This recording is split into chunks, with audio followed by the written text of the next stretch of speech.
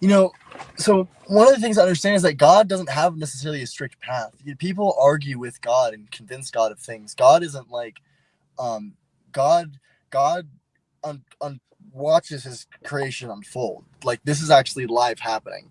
You know what I mean? A lot of time as materialists, we kind of have this perspective, and I mean, I've been talking about this lately. One of the reasons why we can't combine classical mechanics with quantum mechanics, and this is going to sound very presumptuous, but like it's very obvious. Like you can't just map time as another dimension of space because it's um because identity doesn't actually isn't actually the same throughout time because like a particle is a wave. You know what I mean? And so saying it's the same particle is actually kind of nonsense in some sense. Um, it's a perturbation in the field, and so like so that's actually one of the genuine. So when people as materialists, we have this model like we can actually build like a simulation, and that's kind of the nonsense of like simulation and kind of like the nonsense of like 666 and Babylonian ideas of people like having delusions about the patriarchy being everywhere. It's like, yeah, it is. You know what I mean? We think that this entire thing is like a mapped out simulation, and but when they're making references to that of God kind of knowing the past and the future, is that it's that like the word of God was written at the beginning of time. But just like how if I make a decision, it directly makes a causal effect on your decision, like we're in a dance. You know what I mean? And vice versa. You know what I mean? And so it's there's that the fact that when I make a decision, you know what I mean, if I move this, the pencil goes this way, that itself gives like a structure to the story, to Earth and the water. So those are all about identities interacting, which are basically like mathematical coherences. Basically, they're like drawing things together, and they are drawn further and further together.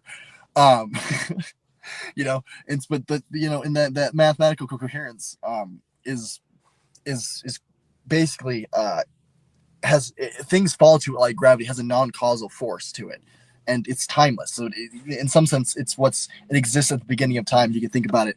It's like people have like the cyclical Big Bang theory.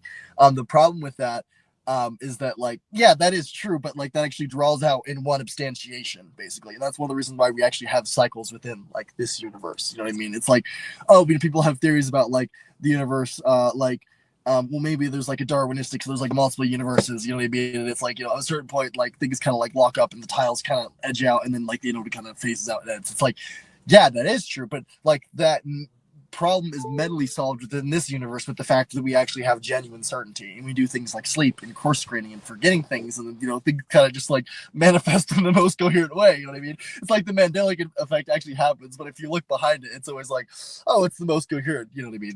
It's like, yeah, that person just obviously like has demons following around them. But you look into it, it's like, yeah, they're actually physically doing things, but that's not what's like it's important. You know what I mean? Because like they could be using like fucking AI or whatever. You have a fucking lizard out of their pocket that does weird shit. It doesn't matter. You know what I mean? It's just like, that's kind of I'm thinking of a way to look at it. The way to look at it.